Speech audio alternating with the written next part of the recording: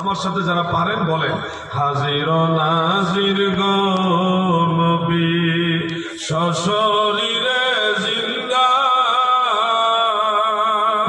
নবীদের নবী তুমি গো নবী, রহমতের দরিয়া গো নবী, নবী তুমি ইমামুল আম্বিয়া, নবী তুমি ইমামুল আম্বিয়া। আমরা মেরাজ সম্পর্কে বিশ্বাস করি, সুবহানাল্লাযী আসরা বিআবদিহি লাইলাম মিনাল মাসজিদিল হারামি ইলাল মাসজিদিল আকসা।